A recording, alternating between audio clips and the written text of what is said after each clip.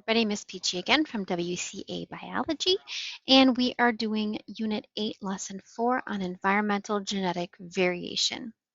So this unit, I do have a notes guide that goes along with it as well. This lesson, I should say, is very, very similar to the previous lesson, Lesson 3, kind of just reiterating a lot of the information we've already learned and extending upon that a little bit as well. So our vocab here is inheritable genetic variations, mutations, epigenetic changes, histone modification, that's a new one, DNA methylation. All the rest of them we've seen before. Before we even begin to the next slide, I really want you to pay attention to this group of words here. Inheritable genetic variation. Here we are talking about not just variation that occurs, but how you inherit that variation.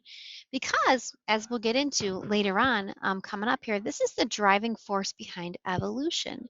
In order for change to occur to a species, those variations that we see have to be inheritable. They have to be able to be passed on from parent to offspring. And what we are exploring right now is how those come into being. How do we end up with variation in a population? So really pay attention to this because this is going to carry over when we start studying evolution. How do we get these variation to begin with? Where do these new variations come from? And how are they then passed on to offspring from parents? So these are changes in genetic material that can be passed on to offspring, as I've said before. And so we're going to talk about how this happens. And so some variation can be caused by mutations. This was something we covered in the previous lesson, right? They called them variation due to errors. And I said I wasn't real fond of that, but a mutation is technically an error in some sort of process or genetic code. So it's technically correct. But I would say that not all errors are bad, right? So where do these come from? Well, some of them come from environmental factors. And some environmental factors are things that you can control, and some environmental factors are things you can't control. So, for example, your lifestyle is an environmental factor that you can control for the most part to some degree, right? You could make the argument that depending on where you live, you may not have much control over that at all, right? So if you live in an area that the water is unclean and there's just poor sanitation and you don't have the ability to afford good foods to eat because you are, you have a limited income and so you can only afford stuff that we might consider junk food, then to that degree we could say that it's not within your control because of your circumstances, but it's still something that we, you know, in theory have the ability to manipulate and control. So your lifestyle, the food you eat, whether it's nutritious or full of some sort of like additives and chemicals that aren't good for your body, whether or not you exercise, that's hugely important, right? So really what you put into your body. We talked about you are what you eat. That's extremely important, but also the type of care that you give to your body. Your body is a machine, a biological machine. So you should really make sure you maintain it and care for it very, very well. But there are also things that you can't control as much. Um, so some things, for example, let's see here, like exposures to pollution. You really can't control necessarily how exposed you are to pollutants. It kind of depends upon where you live, and sometimes those factors are outside of your control. Um, like water quality. Sometimes that stuff's outside of your control as well, right? So those are some factors you really can't control, but they're still environmental, meaning that they come from outside of you. So these can react with your DNA and cause your DNA to mutate, cause changes in your DNA. And remember that ultimately it has to be the DNA that's found in your egg and sperm in order to make those changes inheritable. If it's You can get exposure to toxic chemicals and develop cancer in your lifetime, and that's not an inheritable characteristic that's affecting your body, and it does cause mutations, and it's leading to changes in your body, but it's not something you can pass on to your offspring. It has to affect your egg or your sperm to be able to pass those traits on to your offspring. So one time in which that can happen is during DNA replication. Please remember that during the process of meiosis, which results in egg and sperm, before meiosis even begins to create those egg and sperm, you first have to make copies of them, right? You have to have copies of the egg and the sperm that has to happen. Oh no, take that back. Copies of the chromosomes. My brain was not catching up with my mouth there. So you have to first have the DNA replicates itself before it can divide and then divide again, creating your egg and sperm. During the process of replication, errors can take place. Mistakes can be made in the replication process, and that will result in errors in the DNA code, which are then inheritable as well. Additionally, once the egg and sperm have been made, they themselves can be exposed to um, environmental influences, which can cause mutations. You can be exposed to radiation, which can mutate the DNA in your eggs as they kind of just sit right in there. So females are born with all the eggs they're ever going to have. They're not going to create new eggs during your lifetime.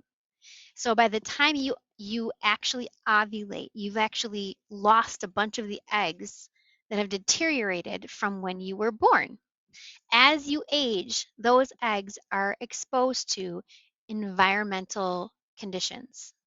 They are affected by radiation.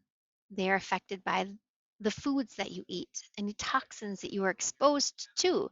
So as they're sitting there incubating, ready to ovulate and eventually form a new organism, maybe at some point in the future, they can incur some sort of mutations that can be passed on to the offspring. Sperm are formed more regularly than that throughout the life cycle of a male.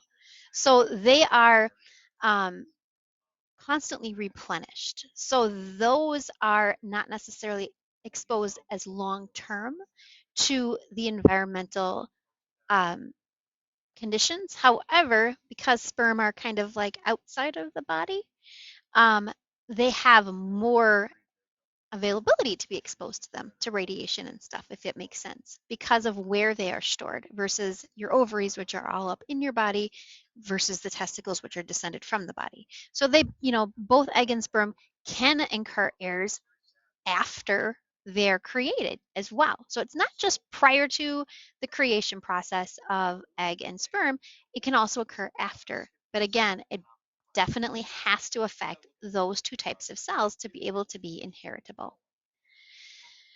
So then it talks about something called epigenetics, which we also discussed in the previous lesson. And if you remember, epigenetics are changes that occur that aren't occurring to the actual DNA code itself, but they are occurring to affect gene expression.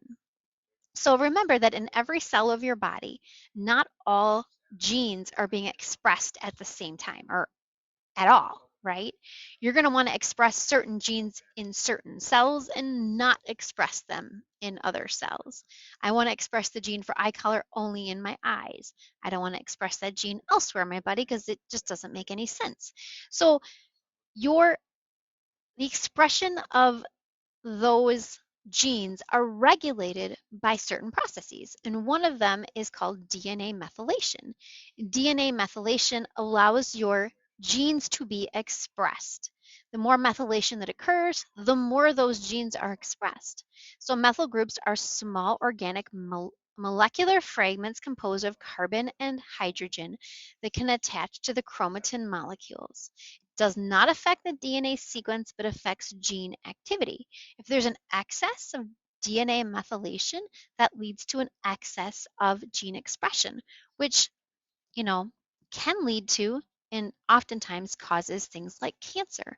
Cancer is an overproduction of cells. So this type of methylation, if it's not If it's occurring too much or where it's not supposed to occur, it can cause cancer.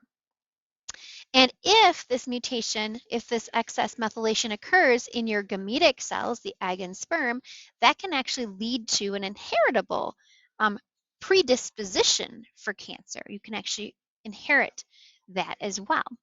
Another epigenetic change occurs during something called histone modification. So histones are proteins that your chromosomes kind of wrap around here.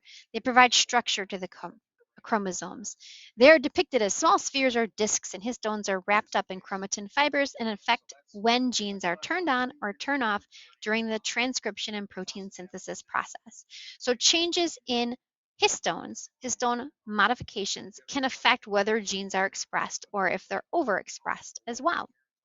So there's just two types of epigenetic changes. The bottom line here is that what we mean by this is that it's not affecting the actual DNA. It's not affecting those A, T's, C's, and G's at all, like we saw previously. It's affecting gene expression. It's either inhibiting gene expression where it shouldn't be, or more often than not, it's causing an excess of gene expression, which will negatively would affect whether or not you get diseases like cancer. All right, and so then they bring up an example of an environmental, let's see here, where is it? Yes, they're bringing up something called glycophosphate. And they're saying glycophosphate is a pesticide. Oh, it's actually an herbicide, my bad. It is actually to kill weeds, it's a weed killer, essentially. And we've used it for years and years and years and years. And they found out that actually in 2016, there was a study that showed that this increases your risk of cancer. Specifically, I believe it's lymphoma, leukemia and lymphoma, like blood cancers. And so now we know there's a risk between excess use of this chemical, glycophosphate, and cancer. It actually has the effect of, I think it's an epigenetic effect. Let me just go back to where it says that here.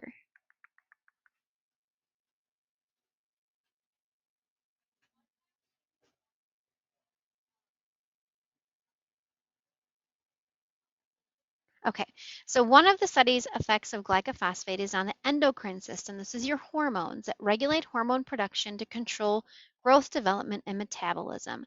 Glycophosphate has been linked to interfering with the expression of hormone genes. So in this case, it has the effect of actually reducing the expression, not increasing the expression of genes. This prohibits the body from receiving the correct type of hormones needed to perform certain functions. And now there's a warning label on it. I don't know, glycophosphate goes by the name brand Roundup. So Roundup is used a lot to kill weeds. I think when I've been reading things about this study, the larger concern is for people who use this a lot. People who use this daily, who use this frequently, like farmers and people who do landscaping and stuff like that. I have Roundup still in my garage at home and I use it to spray weeds in like my concrete and stuff, but I might use it just like 2, 3 times a year, maybe occasionally more frequently than that. I'm not the best at taking care of my weeds, but the study kind of shows when you are exposed to it on a regular basis and if you're exposed to it at high concentrations, it can increase the rate of cancer. And it is one of those epigenetic things. It's interfering with the gene expression in this case. All right, so that is the gist of this. Again, you can have inheritable genetic variation from external environmental factors. They can affect the DNA itself in during replication, and we've talked about those effects previously, what they can be.